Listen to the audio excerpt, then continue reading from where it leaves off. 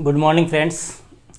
देखो भैया, अपने राजस्थान की कला और संस्कृति की अपने बात चल रही थी और उसमें अपने पढ़ रहे थे राजस्थान के प्रमुख लोक देवी देवता, जिनमें अपने गोगा जी, पाबू जी, रामदेव जी, तेजा जी, इनकी चर्चा अपने पिछले वीडियो में कर चुके हैं। आज अपने बात करते हैं एक प्रमुख लोक देवता वीर कल्लाजी राठौड़ की। वीर कल्लाजी राठौड़ जिन्हें अपने इतिहास में 4 हाथ और 2 सिर वाला देवता कहा जाता है। 4 हाथ 2 सिर वाला देवता क्यों कहते हैं, इसकी डिटेल से स्टोरी अभी मैं आपके सामने बताऊंगा।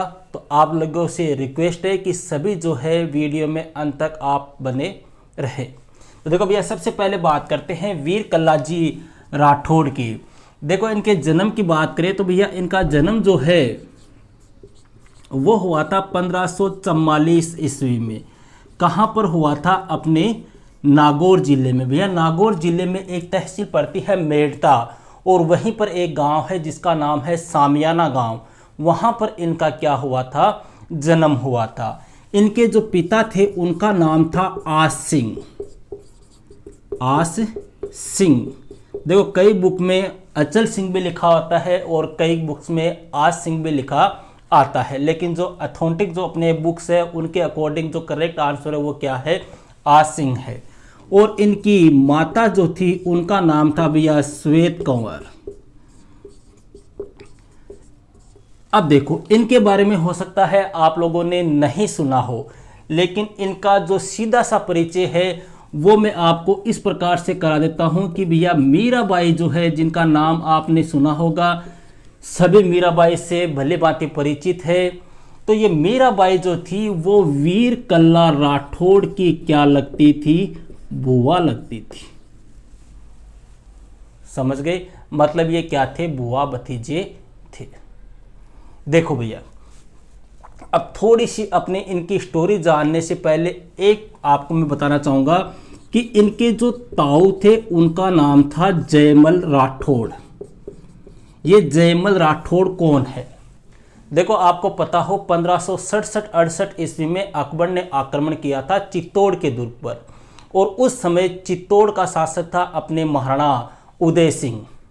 ठीक है, जब अकबर ने चित्तौड़ के ऊपर आक्रमण किया, कब किया था? 1567-68 में। ये मेरा पूरा वीडियो बनाया हुआ है, अगर आपने नहीं देखा हो तो वहां आप प्लेलिस्ट में से डिटेल से देख सकते हो। तो देखो भैया, 1567-68 ईस्वी में अकबर ने चित्तौड़ के ऊपर आक्रमण किया।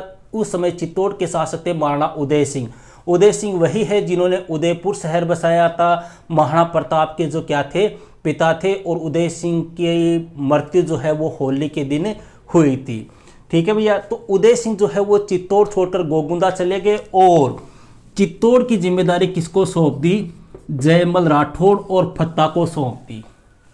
अब देखो क्या होता है, जिस समय अकबर ने चित्तौड़ पर आक्रमण किया था उस समय वीर कल्लाजी राठौड़ भी कहाँ थे? अपने उदयपुर ही थे, ये सॉरी चित्तौड़ ही थे। चित्तौड़ में किसके साथ में थे? अपने ताऊ के साथ में थे।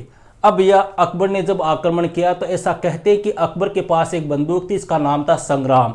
उस बंदूक से जयमल राठौड़ के पैरों में क्या लग गई? गोली लग गई, जिसकी वजह से जयमल राठौड़ जो है वो युद्ध करने में क्या हो गए? ऐसा हो गए, मतलब चल फिर नहीं सकते थे, युद्ध नहीं कर सकते थे। तो इन्होंने क्या किया? वीर कल्लाजी राठौड़ ने जयमल को या अपने ताऊ को कहाँ बिठा लिया? अपने कंधों के ऊपर बिठा लिया। और फिर इन्होंने क्या किया? मुगल सेना के साथ में युद्ध किया। तो 2 तलवार तो कंधे के ऊपर बैठे हुए ताऊ के हाथ में थी, और 2 तलवार किसके हाथ में हो गई? कल्लाजी राठौड़ के हाथ में हो गई। इसलिए इन्हें इतिहास में 2 सिर और 4 हाथों वाला देवता कहा जाता है। समझ गए होंगे? अब देखो भैया, आगे इनकी बात करते हैं। हालांकि इस युद्ध में जो अकबर है वो विजय हुआ था, और वीर कल्लाजी राठौड़ जो है ये लड़ते हुए वहीं पर अपने कहते हैं कि शहीद हो गए थे। यहीं पर भैया इनकी अपने चित्तौड़गढ़ के दुर्ग में ही इनकी क्या बनी हुई है? वीर कल्लाजी राठौड़ की क्या बनी हुई है? छतरी बनी हुई है। और वहीं से इनको अपने 4 हाथों वाले 2 सिर वाले देवता के नाम से जाना जाता है, या वहीं से ये 4 हाथों वाले और 2 सिर वाले देवता के रूप में क्या हो गए, फेमस हो गए। देखो भैया, इनकी जो मूर्ति है वो किस प्रकार की है, एक सर्प जो है उस सर्प के चेहरे में इनकी आकृति बनाई हुई है, इसीलिए इन्हें अपने शेषनाग का अवतार भी माना जाता है। किनका अवतार? शेषनाग का अवतार किन्हें कहते हैं? कल्लाजी राठौड़ को कहते हैं, क्योंकि इनकी जो आकृति है, इनकी जो प्रतिकृति है, इनकी जो मूर्ति है वो शेषनाग के फण जो होता है वहां पर इनकी मूर्ति बनाई हुई है, उसके अंदर बनाई हुई है, इसलिए इन्हें शेषनाग का अवतार कहा जाता है। इनकी जो फरदान पीठ है वो कहाँ पर है? अपने रनेला नामक स्थान पर है, जो कौन से जिले में आता है? अपने चित्तौड़गढ़ जिले में आता है। चित्तौड़गढ़ जिले के रनेला नामक स्थान पर इनकी फरदान पीठ है, जहां पर लकवाग्रस्त मरीजों का, भूत पिशाच से परेशान मरीजों का और जहरीले जानवर के काटने से घायल हुए मरीजों का क्या किया जाता है? इलाज किया जाता है। तो ये थे भैया अपने कौन से लोक देवता? वीर कल्लाजी राठौड़। मेन क्वेश्चन ध्यान रखना, शेषनाग का अवतार, इनकी छतरी, 2 सिर 4 हाथों वाला देवता और इनकी फरदान पीठ, ये मेन क्वेश्चन है। अब बात करते हैं भैया अपने नेक्स्ट लोक देवता की।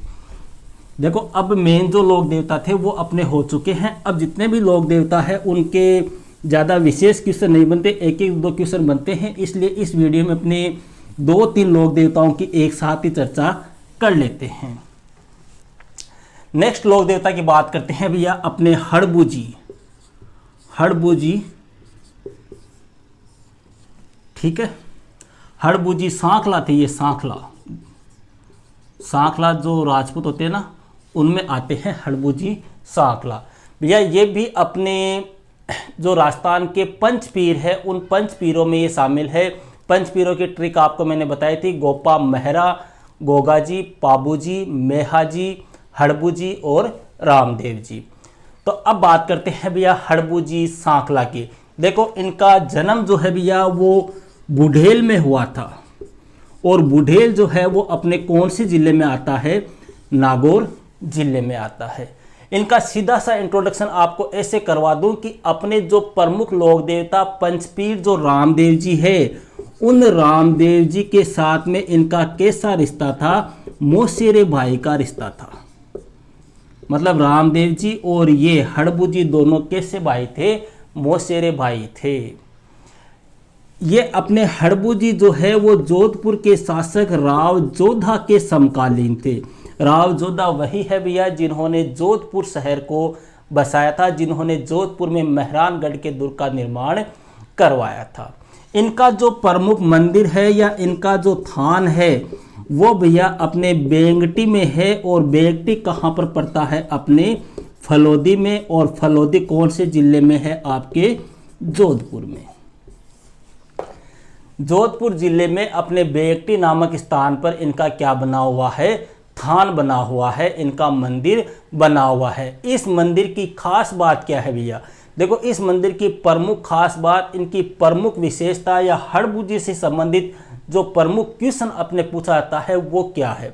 देखो, इनके मंदिर में इनकी मूर्ति की पूजा नहीं की जाती है। पूजा किनकी की जाती है? इनकी बैलगाड़ी की पूजा की जाती है। इनके पास में एक बैलगाड़ी थी, उसकी पूजा की जाती है। बैलगाड़ी की पूजा इसलिए करते हैं क्योंकि ऐसा कहा जाता है कि हड़बूजी जो है वो जो पंगु गाय होती थी, बीमार गाय होती थी, जो असहाय गाय जो चल फिर नहीं सकती थी, उन गायों के लिए अपनी इस बैलगाड़ी में चारा लेकर आते थे, उन गायों की सेवा करते थे इस बैलगाड़ी के माध्यम से। इसलिए इनके मंदिर में इनकी बैलगाड़ी की क्या की जाती है? पूजा की जाती है। इनका जो प्रमुख वाहन है भैया वो वाहन क्या है? सियार है। और इनके मंदिर में जो पुजारी होता है वो कौन होता है? सांखला राजपूत होता है। इनके मंदिर का जो पुजारी होता है वो कौन होता है? सांखला राजपूत होता है। इन्हें अपने इतिहास में सगुन शास्त्र का ज्ञाता कहा जाता है। इन्हें अपने इतिहास में चमत्कारिक पुरुष के नाम से जाना जाता है। इन्हें अपने इतिहास में वचन सिद्ध भी कहा जाता है। इन्हें अपने इतिहास में योगी पुरुष के नाम से भी जाना जाता है। योग प्राणायाम में ये विश्वास करते थे, योग प्राणायाम को अपनाते थे, इस कारण से इन्हें योगी पुरुष भी कहा जाता है। तो ये थे भैया अपने हड़बूजी सांकला। 2 मेन क्वेश्चन है इनका, मंदिर का पुजारी और किसकी पूजा होती है, इनकी बैलगाड़ी की, और एक है इनका थान कहाँ पर है। ध्यान रखना भैया, इनके थान जो है सभी लोक देवताओं को आपको पता होने चाहिए। जैसे कल्लाजी राठौड़ है, इनका थान कहाँ पे था, अपने रनेला चित्तौड़गढ़ नामक स्थान पे था। अपने हड़बूजी जो है इनका थान कहाँ पर है, अपने बेंगटी फलोदी जोधपुर में है। 2 लोक देवता अपने हो चुके हैं भैया। तीसरे लोक देवता की अपने बात करते हैं जो अपने पंच पीरों में शामिल है। उनका नाम है भैया मेहाजी मांगलिया। मेहाजी मांगलिया। मांगलिया भैया इनकी गोत्र बताते हैं। ऐसा कहते हैं कि इनका लालन पालन जो है वो ननिहाल में हुआ था, और ननिहाल वाले जो है वो कौन सी गोत्र के थे, मांगलिया गोत्र के थे, इसलिए इन्हें मेहाजी मांगलिया के नाम से जाना जाता है। अब देखो भैया, मेहाजी मांगलिया के बारे में अपने मोटे मोटे 2-3 क्वेश्चन है जिनको आपको याद करने हैं। पहला क्वेश्चन तो क्या बनता है भैया कि ये राजस्थान में मांगलिक अवसरों के क्या है, इष्ट देव है। मतलब अपने जो कोई मांगलिक कार्य होता है, शुभ कार्य होता है, तो मेहाजी को अपने पूजा जाता है, मेहाजी को माना जाता है। क्लियर है। अपने मारवाड़ के जो शासक थे राव चूड़ा, इनके ये समकालीन थे। राव चूड़ा कौन थे, अपने रणमल के पुत्र। देखो कुंभा वाली स्टोरी आपको मैंने बताई होगी वीडियो में, राव जोधा, महाराणा कुंभा, हंसाबाई, उनसे रिलेटेड थे राव चूड़ा। आप अपने महाराणा कुंभा का जो वीडियो है वो आप देख लो, या राणा लाखा जो है वहाँ पर मेरा डिटेल से अपने राव चूड़ा के बारे में बताया गया है। इनका भैया एक घोड़ा था जिसका नाम था कीरड़े काबरा। देखो ये सारे के सारे मैं आपको मेन क्वेश्चन ही बता रहा हूँ कि मेहाजी मांगलिया के घोड़े का नाम क्या था, तो क्या था, अपने कीरड़ काबरा। बाबूजी की घोड़ी पूछ ले तो केसर काल में। ध्यान रखना आपने इनको। तो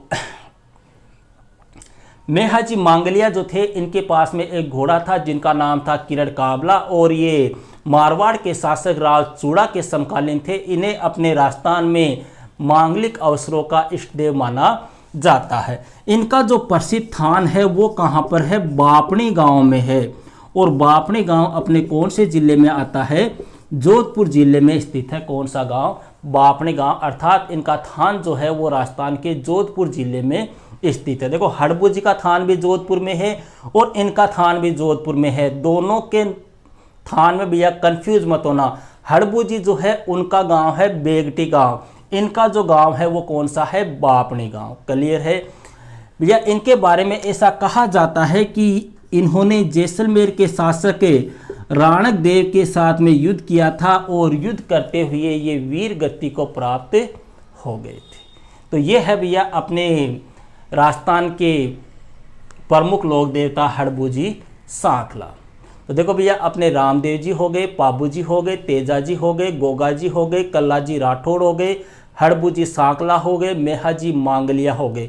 अब अपने 2-4 और प्रमुख लोक देवता बचे हैं जिनकी चर्चा अपने नेक्स्ट वीडियो में करेंगे। Okay, that's all.